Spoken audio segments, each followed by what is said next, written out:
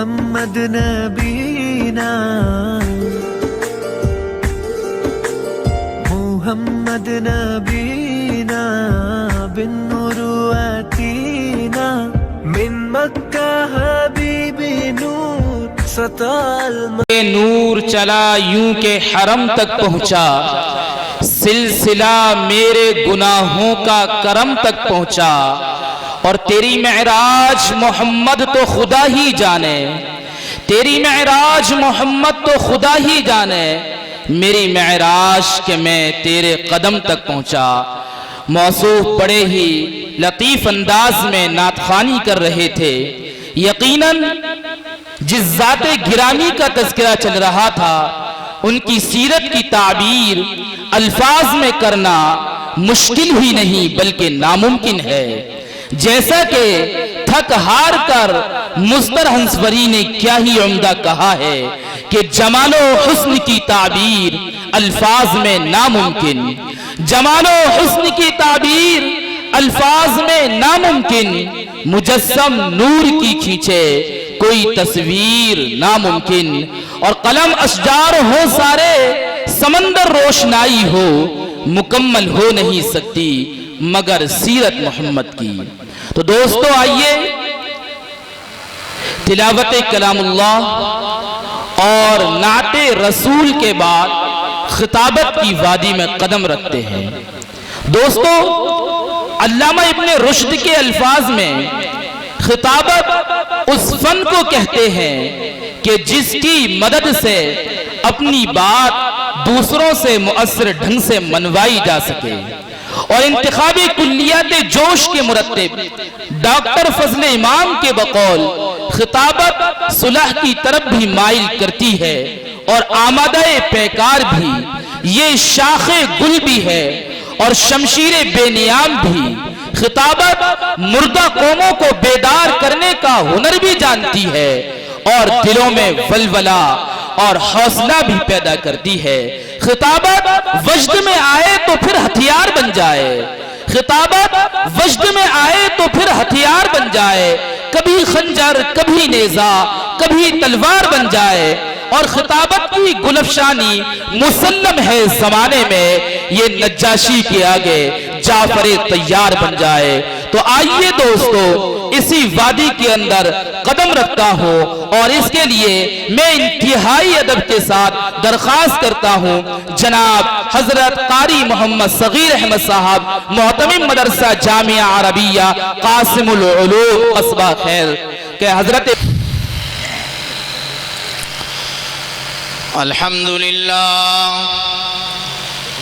अल्हम्दुलिल्लाह नहमदुहु व नस्तईनुहु व नस्तगफिरुहु व नु'मिनु बिही व नतवक्कलु अलैहि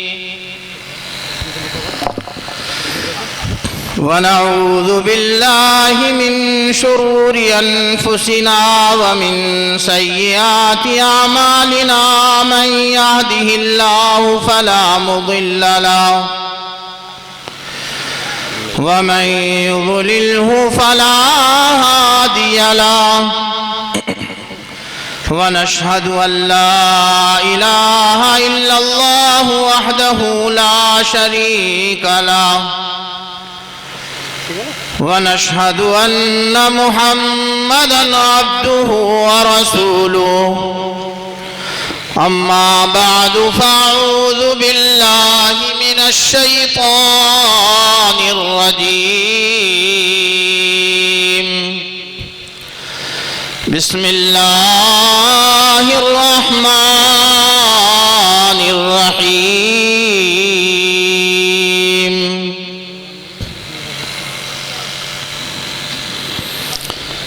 क़ुल इन कुन्तुम तुहिब्बूनल्लाह फत्तबिऊनी युहब्बिबकुमुल्लाह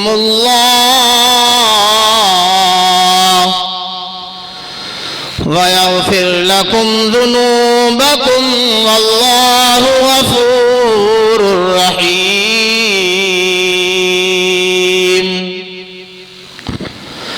सदक़ल्लाहुल अलीयुल अज़ीम व सदक़ रसूलुहुन नबियुल करीम। वनहनु अला ज़ालिका मिनश्शाहिदीन वश्शाकिरीन वल्हम्दुलिल्लाहि रब्बिल आलमीन।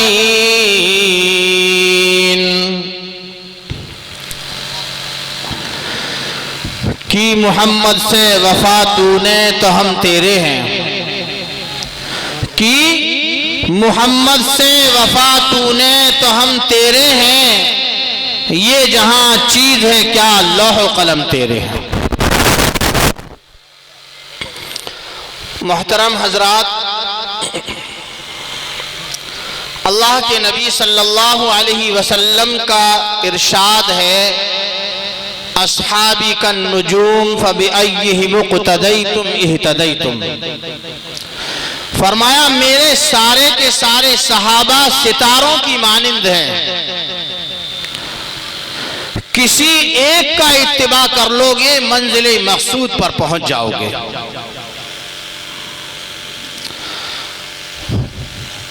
और एक अदना से सहाबी का दर्जा कयामत तक तमाम आने वाले कुतुब अब्दाल उलमाए इकराम जितनी भी बड़ी बड़ियां हस्ती आएंगी,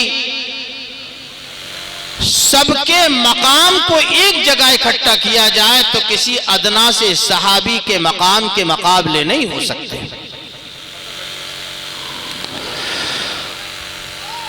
और दीन की बात सुनने के लिए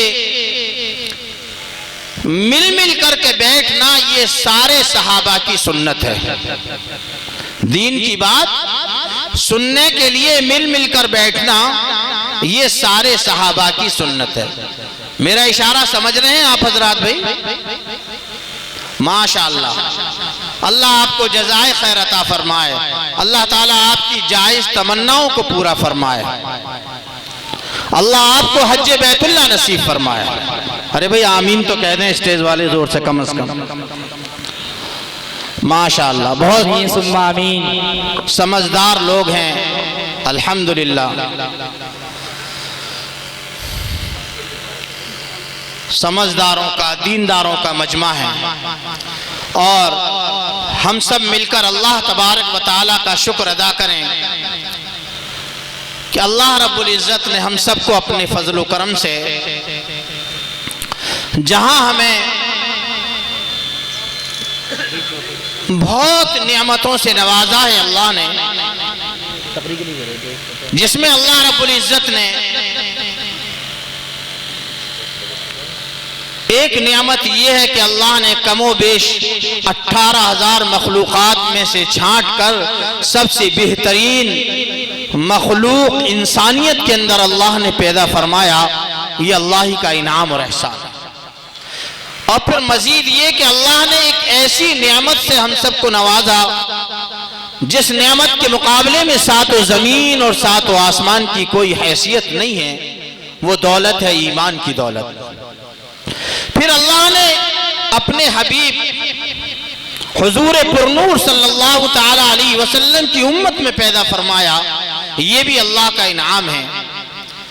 और फिल वक्त अल्लाह रब्बुल इज़्ज़त ने हम सबको यहाँ पर अल्लाह ने दीन की निस्बत पर अपना और अपने नबी सल्लल्लाहु अलैहि वसल्लम का जिक्र खैर करने के और सुनने के लिए हमें यह मुज्तमा फरमाया। ये अल्लाह का इनाम और एहसान है। हम इसका शुक्रिया अदा करें कि अल्लाह तेरा इनाम और एहसान है। क्योंकि अल्लाह का ज़ाब्ता है कि जो इंसान अल्लाह की जिस नेमत का जितना ज्यादा शुक्रिया अदा करता है, अल्लाह रब्बुल इज़्ज़त अपनी उस नेमत में ज्यादती अता फरमाता है। लइन शकरतुम लाज़ीदन्नकुम, जो हमारी नेमत की शुक्रगुजारी करेगा हम अपनी नेमत में ज्यादती करेंगे।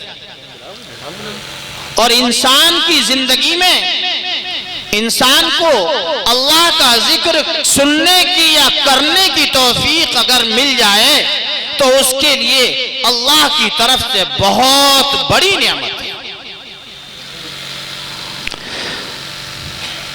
इस दुनिया फानी से जाने के बाद जो लोग जन्नत में भी चले जाएंगे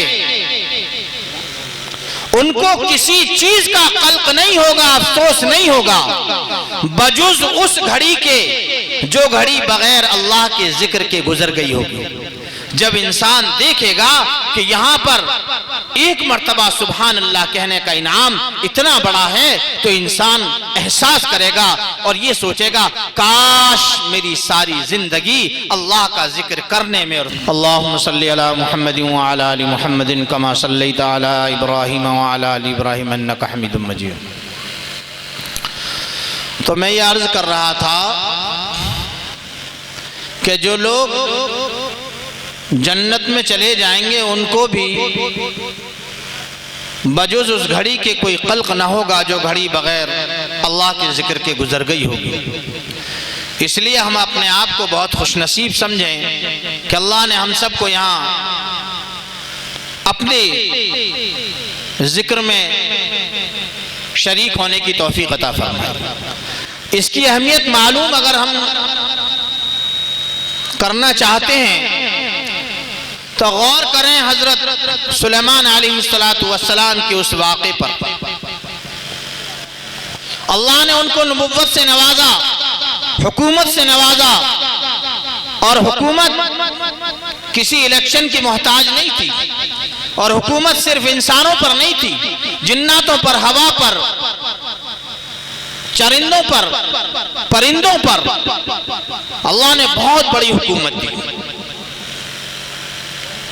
और जो उनका पार्लियामेंट था वो भी फोल्डिंग था, जहां चाहते उतार लेते, जहां चाहते उड़ा करके ले जाते। एक मर्तबा जा रहे थे, एक बुजुर्ग ने कहा सुभान अल्लाह, अल्लाह ने सुलेमान को कैसी हुकूमत दी है। तो आपको खबर हुई, आपने तख्त उतारा, मालूम किया उन बुजुर्ग के पास कि क्या कह रहे थे, तो पता चला कि सिर्फ ये जुमला कहा कि अल्हम्दुलिल्लाह अल्लाह ने सुलेमान को कैसी हुकूमत दी है। तो हजरत सुलेमान अलैहिस्सलातु वस्सलाम जो वक्त के नबी हैं और बहुत बड़ी हुकूमत के मालिक हैं, उन्होंने ये कहा कि ऐ बुजुर्ग, ऐ आबिद, ये सुलेमान का तख्त ताज, ये शान और शौकत एक दिन फना हो जाएगी, इसका कोई वजूद नहीं रहेगा, लेकिन तुमने जो जबान से लफ्ज़ सुभान अल्लाह कहा है, इसका वजूद कोई खत्म नहीं कर पाएगा।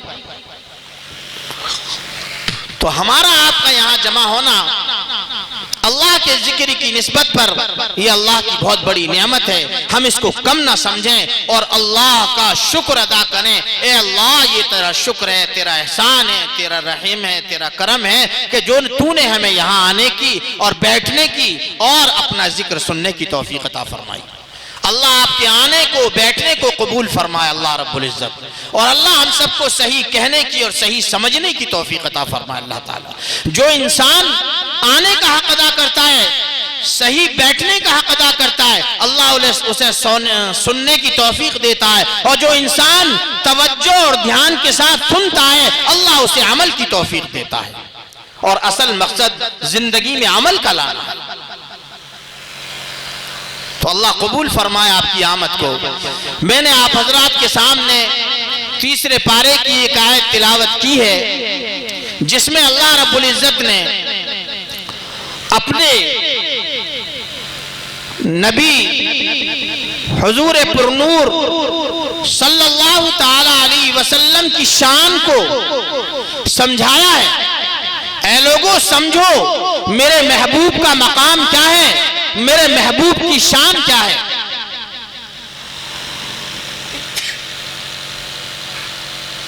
ताकि हमें यह एहसास पैदा हो जाए।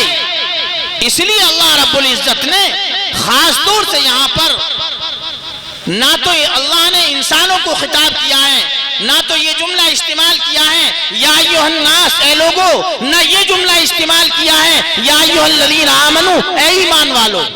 वरना बहुत सी जगह कुरान करीम में कहीं या अय्युहन्नास, ऐ लोगो, इत्तकू रब्बकुम, डरो अपने परवरदिगार से, कहीं फरमाया या अय्युहन्नास, ऐ लोगो, इन्ना खलकनाकुम, हमने तुमको पैदा किया। इसी तरह से अल्लाह रब्बुल इज्जत ने बहुत सी जगह कुरान करीम में या अय्युहल्लज़ीना आमनू के साथ कितनी जगह इंसान हम लोगों को जो है खिताब किया है। लेकिन यहाँ अल्लाह रब्बुल इज्जत ने न इंसानों को खिताब किया डायरेक्ट, न ईमान वालों को खिताब किया, बल्कि यहाँ पर कुल का जुमला इस्तेमाल किया और अनाउंसर बनाया अल्लाह रब्बुल इज्जत ने अपने महबूब हुजूर पुरनूर सल्लल्लाहु ताला अलैहि वसल्लम को, और ये बात बता दी, ऐ मेरे महबूब, बात मेरी है, किताब मेरी है, लेकिन मैं चाहता हूं कि ज़बान तेरी इस्तेमाल हो। इस आयत में अल्लाह रब्बुल इज्जत ने अपने महबूब को अनाउंसर बनाया। फरमाया कुल इन कुंतुम तुहिब्बून अल्लाह, ऐ मेरे महबूब ऐलान कर दो, बता दो, एक एक इंसान को ये बता दो, बाखबर कर दो। और बताने मुझसे मुराद ये नहीं है कि अरब के लोगों को बता दो, बल्कि सारी दुनिया के लोगों को बता दो, बल्कि क़यामत तक आने वाले एक एक इंसान के लिए ऐलान कर दो, कुल इन कुंतुम तुहिब्बून अल्लाह, ऐ मेरे महबूब आप ऐलान करो, अपनी उम्मत से ये बात कहो कि अगर तुम खुदा ताला से मोहब्बत रखते हो, खुदा को राजी करना चाहते हो, खुदा की मदद शामिल हाल अपने साथ रखना चाहते हो और खुदा की रजामंदी चाहते हो, दुनिया और आखिरत दोनों जहां में कामयाब होना चाहते हो, तो अल्लाह रब्बुल इज्जत इरशाद फरमाता है, ऐ मेरे महबूब कह दो कुल इन कुंतुम तुहिब्बून अल्लाह, कि अगर तुम खुदा ताला से मोहब्बत रखते हो तो उसकी दलील पेश करो, उसका सबूत लाओ। अल्लाह रब्बुल इज्जत इरशाद फरमाता है, मेरे महबूब कह दो अपनी उम्मत के लोगों से, मैं तुमको कैसे पहचानूं कि तुम मुझसे मोहब्बत करते हो। इसलिए अल्लाह रब्बुल इज्जत ने अपने महबूब के जरिए हम सबको ये बात समझाई है। कुर्बान जाए अल्लाह रब्बुल इज्जत के कि खुद ही सबूत मांगता है, खुद ही शनाख्त मांगता है, खुद ही पहचान मांगता है और फिर उसका हल बताता है और उसका रास्ता बताता है। अल्लाह रब्बुल इज्जत इरशाद फरमाता है, ऐ मेरे महबूब कह दो कुल इन कुंतुम तुहिब्बून अल्लाह, कि अगर तुम खुदा ताला से मोहब्बत रखते हो तो उसका सबूत ये है, उसकी दलील ये है, उसकी पहचान ये है, फत्तबिऊनी, मेरा इत्तिबा करो। अल्लाह रब्बुल इज्जत ने अपने महबूब से ये बात कहलवाई है कि अगर तुम खुदा ताला से मोहब्बत रखते हो तो तुम्हें लाजमी है कि तुम मेरी इत्तिबा करो। ये बात अल्लाह ने अपने नबी से कहलवाई है, बात अल्लाह की, किताब अल्लाह की, लेकिन यहाँ जबान रसूलुल्लाह सल्लल्लाहु अलैहि वसल्लम की इस्तेमाल कराई जा रही है। और अल्लाह का मंशा ये है कि अपने महबूब के मकाम को समझे, कि लोग पहचाने कि मेरे महबूब का मकाम क्या है, मेरे महबूब की शान क्या है। और फिर अल्लाह रब्बुल इज्जत ने आगे इरशाद फरमाया, ऐ मेरे महबूब जब ये तुम्हारी इत्तिबा करेंगे, तुम्हारे तरीके पर खाना खाएंगे, तुम्हारे तरीके पर लिबास पहनेंगे, तुम्हारे तरीके पर ब्याह शादी करेंगे, तुम्हारे तरीके पर घरों में दाखिल होंगे, तुम्हारे तरीकों पर घरों से निकलेंगे, तुम्हारे तरीके पर मस्जिद में दाखिल होंगे, तुम्हारे तरीके पर सफर करेंगे, तो फिर अल्लाह रब्बुल इज्जत इरशाद फरमाता है, फत्तबिऊनी के बाद युहब्बुकुमुल्लाह, ऐ मेरे महबूब ये कह दो कि जब तुम मेरा इत्तिबा कर लोगे तो फिर ऑटोमेटिक खुदा ताला तुमसे मोहब्बत करने लगेगा। अल्लाह रब्बुल इज्जत को कोई अमल वो महबूब नहीं है जिस अमल के अंदर अल्लाह के महबूब की महबूबियत नहीं है। अगर कोई इंसान सारी जिंदगी नमाज पढ़ता है लेकिन उसकी नमाज पढ़ने के तरीके में अल्लाह के नबी के तरीके के अलावा अगर किसी गैर का तरीका शामिल है तो इंसान की सारी जिंदगी की नमाजों में से एक सजदा भी काबिल कबूल इसलिए नहीं है कि उसके अंदर अल्लाह के महबूब की महबूबियत शामिल नहीं है।